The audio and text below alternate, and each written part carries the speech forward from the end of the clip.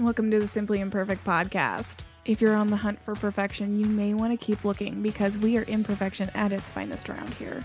However, if you're looking to have conversations covering the good, the bad, the ugly, and everything in between about life, you've come to the right place. We not only embrace life's imperfections around here, we celebrate them.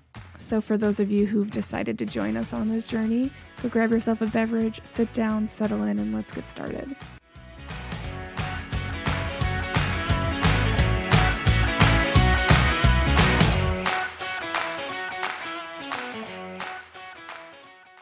Welcome back to the Simply Imperfect Podcast. On today's episode, we are going to divert away from some of the normal topics that we've covered so far and dive into another area of interest. If you know anything about me and you know anything about my mom and my sister, we are pretty true crime obsessed. My sister and I definitely have my mom to blame for our true crime junkie obsession, because my mom was a true crime junkie before it was cool to be a true crime junkie. We grew up with my mom watching documentaries and reading books all about the true crime of current and past. It was just part of our childhood, which probably sounds kind of weird to say out loud now.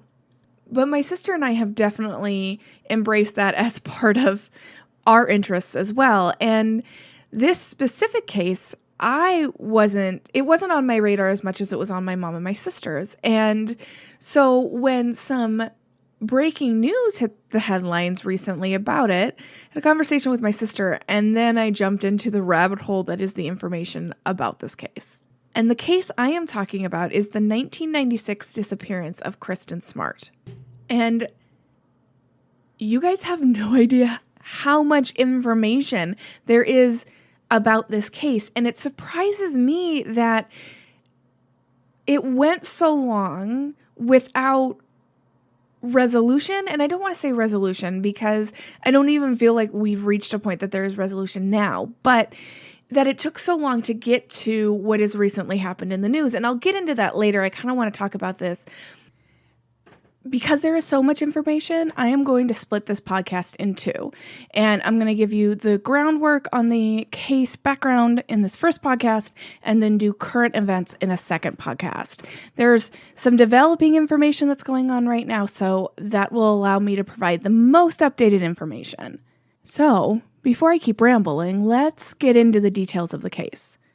Kristin was born on February 20th, 1997, and she was the oldest of what would eventually be 3 children. She was born to 2 American school teachers who were teaching in Germany at the time.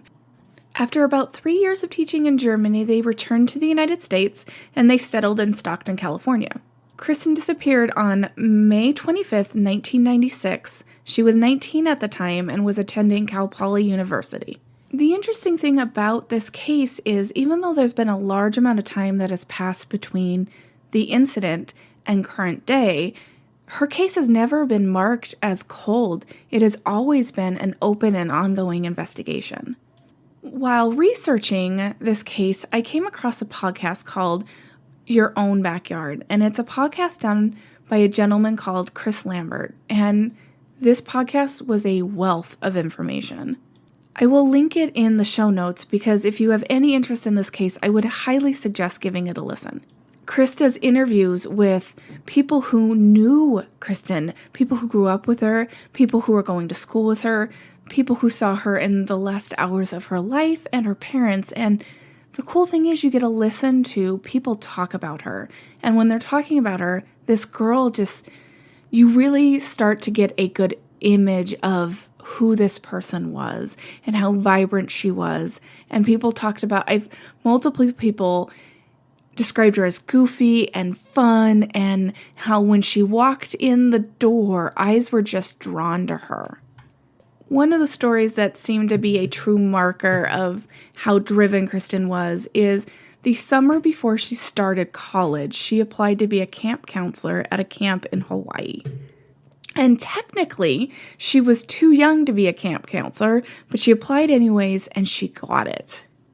And this just seemed to show just the spirit of her. And, her family and friends talk about how she was someone who enjoyed to travel. She spent time in high school, I believe it was, as a foreign exchange student. She was just someone who seemed to enjoy to be out there enjoying life. Her co-camp counselor at the camp in Hawaii just described her as being in the fun zone 24/7. It seems once she got to school, she had a little bit of a hard time adjusting to college life. College seemed to be harder for her than high school. She also didn't really seem to feel like she fit at Cal Poly. She seemed to be searching, trying to reinvent herself. She dyed her hair. She was using nicknames to sign off on emails. And she expressed to her mom her want to drop out and actually transfer to a different school. She mentioned schools in the Virgin Islands. She mentioned the schools in Puerto Rico, which doesn't come as much of a shock knowing how much she enjoyed traveling. And by all reports of friends and family, she originally enrolled in school to be an architect, but then switched to communications because she wanted to be able to travel the world. She wanted to be able to work and see the world at the same time. Her mom discussed how she had a conversation with a friend about the issues Kristin was having. And this friend had a child who was about a year ahead of Kristin in school, and she expressed, this is the same thing he had. It's the first year. It's hard. Kristin's mother encouraged her and in her own mind thought, with time, she'll settle in. And that brings us to May 25th, 1996. It was the Friday of Memorial Day weekend, and she had stayed on campus. And she was determined to do something on that Friday. She had a dorm mate named Margarita that she was hanging out with and encouraged to go out. And in the process, they discovered a couple other girls, and this group went out to try to find something to do. And unfortunately, because it was the weekend of a holiday, there didn't seem to be much. They eventually ended up at a party that was really just a group of guys playing video games, and Kristin declared it a dud. So they left.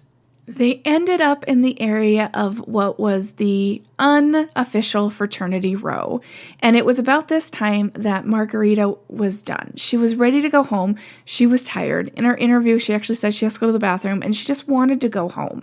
But Kristin was determined to find something to do. And she wasn't going to go home until she found some type of entertainment for the night. So this is the point in the night where Kristin and Margarita part ways. And when they do, Kristin didn't have a key to get back into the dorm. And Margarita knew that she had enough time to get back into the dorm before the doors closed. So Kristin and Margarita parted ways. Margarita went back to the dorm, and Kristin headed to the fraternities. And Kristin was able to find a party. It wasn't a large party, but it was a small get-together for one of the fraternity members' birthdays. And one of the partygoers, Trevor Belcher, talks about meeting Kristin. He said this young woman came up, introduced herself as Roxy, grabbed him, kissed him, and then led him into the bathroom. And I guess this fraternity had a little bit of a reputation about the things that went down in the bathrooms. And being a 20-year-old male, Trevor says that he was slightly intrigued on what he thought was going to happen in the bathroom, but once they got there, it was nothing like what he was expecting. When they got into the bathroom, she closed the door, she kind of fussed with her makeup a little bit and turned and asked more than once if he thought she was ugly. And Trevor reassured her that he didn't think she was ugly. She then continued to ask who Trevor thought she should hook up with that night. And Trevor's response was, well, I'd pick me. Once it became clear that that was all the conversation that was going to go on in the bathroom, she kicked him out. And upon exiting the bathroom, Trevor ran into a guy named Paul Flores. And this is a name that you're going to want to pay attention to. But Paul seemed to be extra interested in what had been going on in the bathroom. Trevor says he went about the night, and at the end of the evening, Roxy, or Kristin, grabbed his attention again. She was seemingly upset because she was rejected by one of the guys that she was interested in. And so trying to kind of distract her, Trevor says that he discussed what astrological sign they were, and they actually ended up sharing a birthday. At the end of their discussion, Kristin tried to kiss him again, and upon knowing just how intoxicated Kristin was, he kind of pushed her away. And this seemed to upset Kristin and seemed to be upsetting because it felt like another rejection. Well, she kind of stormed off, and that was the last time that Trevor saw Kristin. The next person to see Kristin that night was another college freshman named Cheryl Anderson, a friend of the birthday boy named Tim Davis, and they saw her at about 2 a.m, and she had passed out on the lawn of the neighbors. And they got her to her feet, and she was highly intoxicated, had a hard time standing on her own. And so they were trying to get her back to the dorms. And along the way, this Paul Rodriguez showed up again, and he was helping them get Kristin back to the dorms. He had propped Kristin's arm around his shoulders, and he had his arm around her waist, and the four of them were walking back towards the dorm. Well, Tim veered off sooner because his house was first, so then there were 3 of them left. And when they got to the university, all 3 were at different dorms. And so originally it was reported that Cheryl left Paul and Kristin and went to her dorm. Paul went to his dorm, and then Kristin went to her dorm. Cheryl describes her interactions with Paul that night as being a little bit off. She said they were walking, and Paul almost seemed to purposely slow down and tell Cheryl, "It's okay, I've got her, I'll make sure to get her back to the dorm, you can go ahead." And it didn't sit right with Cheryl. And so she stayed with them, and then they got to her dorm. And while still holding on to Kristin, Paul was trying to get Cheryl to give him a kiss on the cheek, a hug. Cheryl says she may have given him a handshake, and after Paul assured her that he would make sure that Kristin got back to her dorm, Cheryl went into her dorm. And this is the last time anybody but Paul sees Kristin. So on Saturday morning, when Margarita wakes up and Kristin isn't there, she doesn't think anything of it right away because she thinks, well, maybe Kristin found something. She stayed the night somewhere. She's going to show up and be talking about the amazing party that Margarita missed. Unfortunately, that's wishful thinking because she never shows up. Eventually, Kristin's roommate shows back up. She had stayed Friday night off campus, and when she goes to the dorm, all of Kristin's belongings were still spread all over her bed as it was before she left on Friday. So it was clear that Kristin never slept in her bed Friday night. By Sunday, everyone was getting pretty concerned, and so at that point, they were discussing with other dorm mates, and eventually they called the campus police.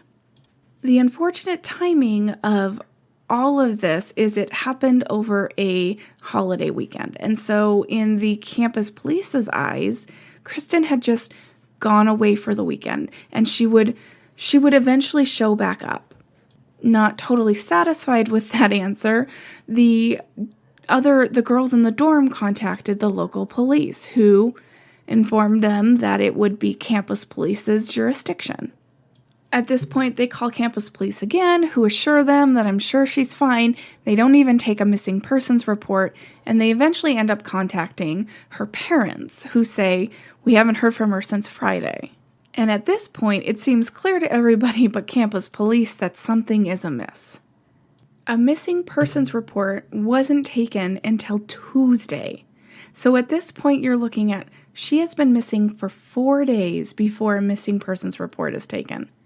And let me tell you, as the interviews I listened to talking about this Paul Flores, the fact that Kristin was left alone, highly intoxicated, is unsettling to say the least. All of the interviews that were conducted on the podcast that I listened to talk about how odd this man was and how he would get aggressive with females. One former coworker talks about how he followed her home. He had awful nicknames. The most PG version is Psycho Paul. And this was the man who last saw Kristin and was left alone with her in an extremely vulnerable state. And I'm going to say this now, and I will keep saying this.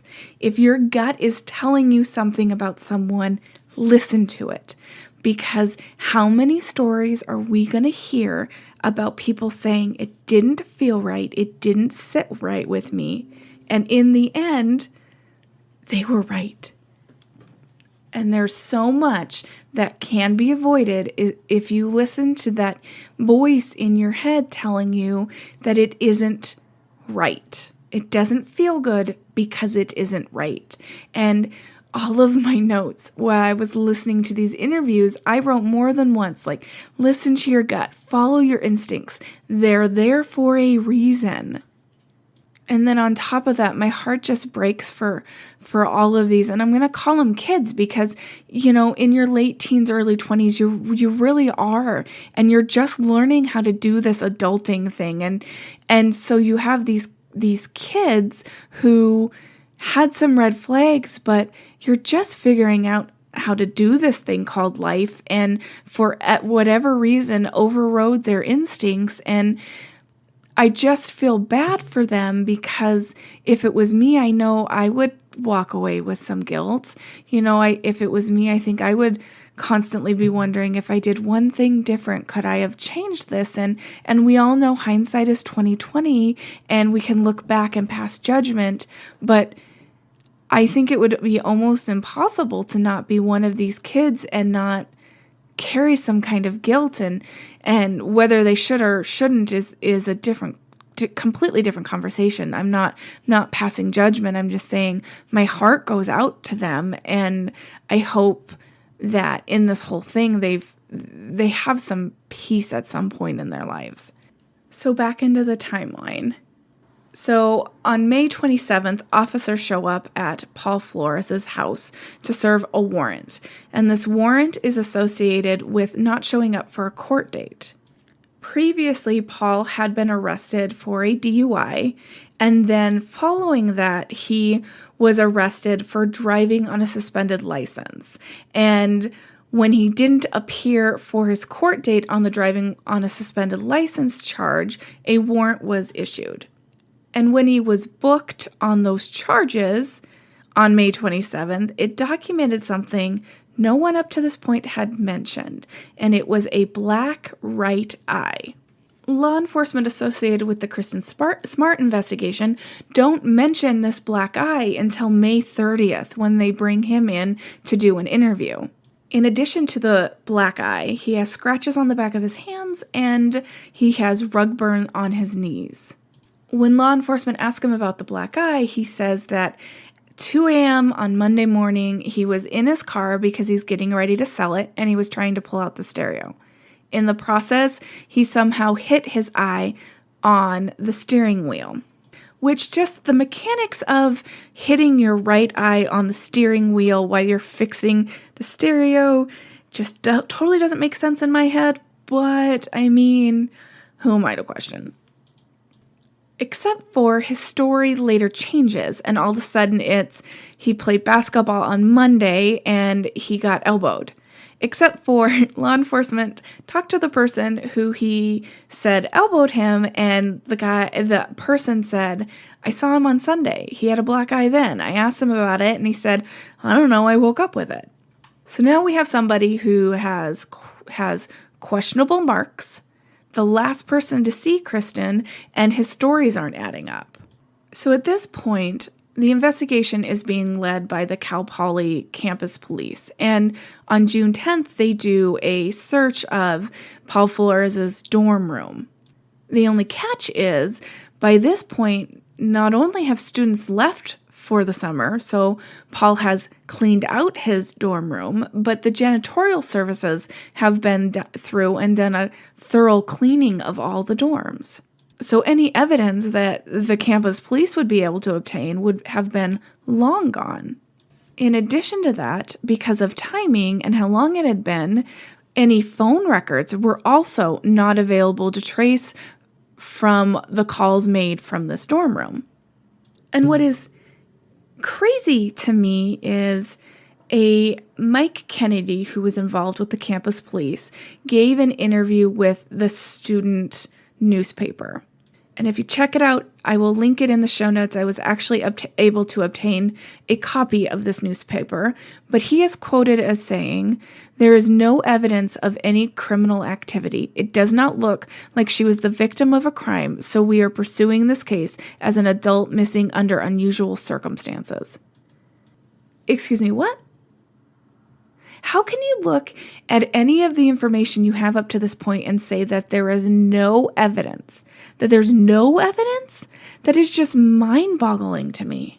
So on June 26th, so she went missing on the 27th of May, and then on June 26th, campus police turns over the investigation to the local police department, and within 3 days, they have organized a complete search of the campus. And then on June 29th, they had cadaver dogs search the dorms. And to make sure this was a controlled search, the handlers of the dogs only knew that they were searching for a missing girl. They didn't know any of the details. On top of that, they didn't search at the same time. So first, a lab went through a specific dorm, and they hit on room 128. And then a border collie and a second border collie hit on 128 as well. And all three of those dogs hit on the corner of a mattress on one side of the room. So they removed the mattress, and then a boxer came through and did the same thing. He alerted on room 128. He alerted on the frame of the bed in the same area that the mattress was on, that the other dogs alerted on. He alerted on the receiver of the phone and a trash can. So they took that trash can out, they lined it up with other trash cans, and he continued to alert on the trash can that was in room 128. Any guesses on who was the student who lived in room 128? If your guess was Paul Flores, not only would you be right, but you would have also identified the person whose mattress the dogs were hitting on. In addition to all of that, Paul's roommate was out of town that weekend, so he would have had his dorm room all to himself for an entire weekend. The other thing to note is, in the interview where Paul was caught lying about his black eye, he gets up pretty abruptly and wants to leave. And after the law enforcement officer kind of probes him a couple times on where he needs to go, Paul says, "I need to go clean up some cement." And I will get into, in part 2, why that is so eerie.